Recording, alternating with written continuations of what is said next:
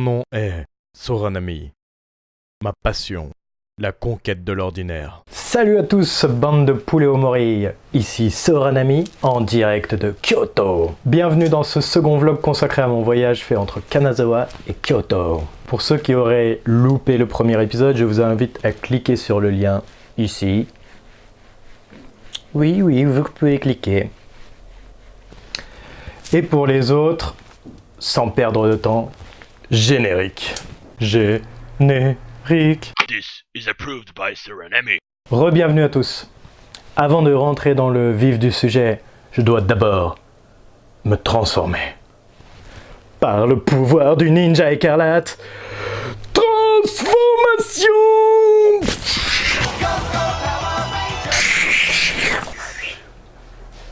Waouh! Ça tourne! Ça tourne, j'ai le colis. J'ai le colis? J'ai le colis? J'ai la colique peut-être? Ou j'ai le tournis? N'est-ce pas? Le trajet que j'avais prévu de Kanazawa à Kyoto, en quelques chiffres, c'est 254 km, 3180 mètres de dénivelé positif, donc de montée. J'avais prévu de le faire à peu près entre 10 et 12 heures, et je traverse 4 préfectures qui sont la préfecture d'Ishikawa où se trouve Kanazawa, dans le nord, la préfecture de Fukui, la préfecture de Shiga, où se trouve le lac Biwa, qui est le plus grand lac du Japon, et enfin la préfecture de Kyoto, là où se trouve Kyoto. Avant de rentrer dans le vif du sujet et de vous montrer quelques vidéos que j'ai prises pendant mon voyage, on va faire d'abord un point sur le matos. Le point matos.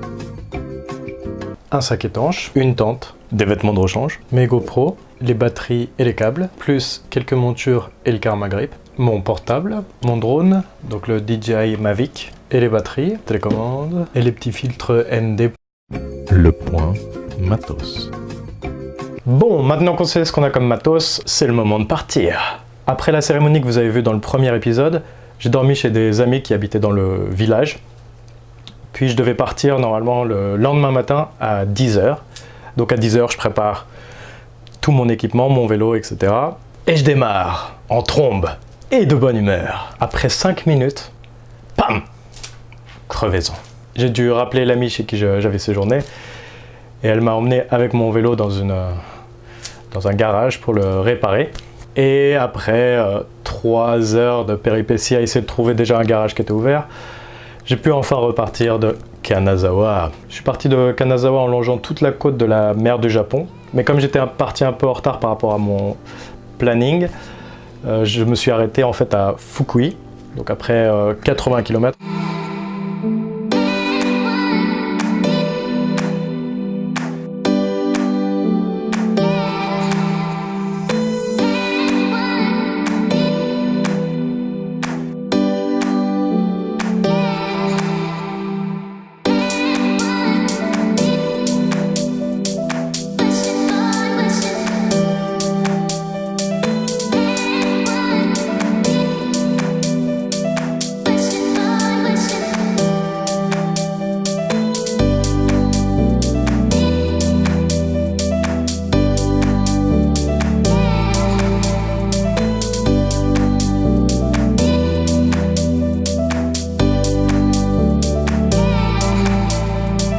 J'ai donc campé à Fukui, et la seule petite anecdote que je peux avoir à ce sujet, parce que j'ai dormi dans une espèce d'aire de camping, il y avait des cafards, des monstres. Je pense que pour les personnes qui habitent en France et qui regardent cette vidéo, vous pouvez pas imaginer comment c'est. Les cafards au Japon, ils sont tellement énormes qu'ils se sentent plus pétés, quoi. Ils arrivent comme ça, ils arrivent vers toi, ils bombent le torse, ils cherchent la bagarre, ils te regardent dans les yeux, genre « C'est à moi que tu parles? Did you fuck my wife ?» Bref, tout ça pour dire qu'ils sont énormes. C'est moi ou je comprends rien quand tu parles? Le lendemain, que de Fukui, j'ai pris une petite route qui longe vraiment toute la côte. Il n'y avait vraiment pas grand monde et j'ai pu prendre des vidéos assez intéressantes avec mon drone.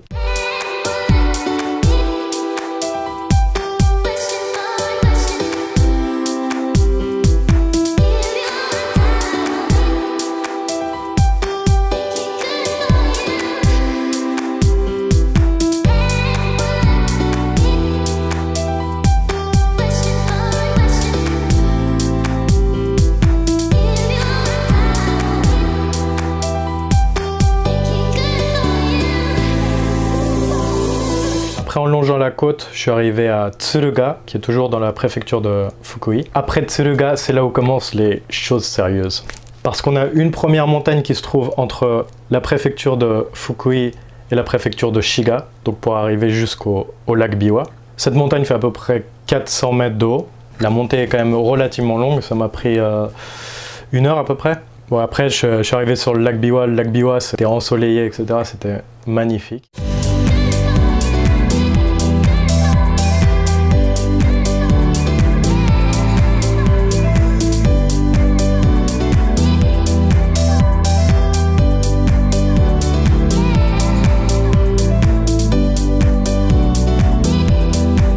Ensuite, il y a une autre montagne qui se trouve entre la préfecture de Shiga et le lac Biwa, donc, et la préfecture de Kyoto. Et celle-là, c'est pareil, c'est quand même celle entre Tsuruga et Shiga, elle fait à peu près 400 mètres de haut.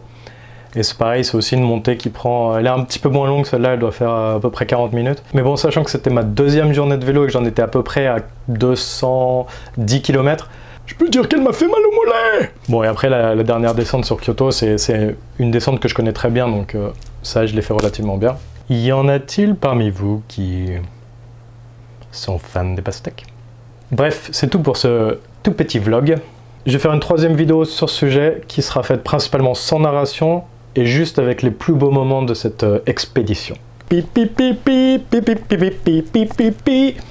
Merci d'avoir regardé cette vidéo et n'oubliez pas de souscrire à la chaîne, à laisser un petit pouce vers le haut si ça vous a plu ou un pouce vers le bas si ça vous a déplu. Et n'hésitez pas à laisser aussi des commentaires en folie. Et à bientôt.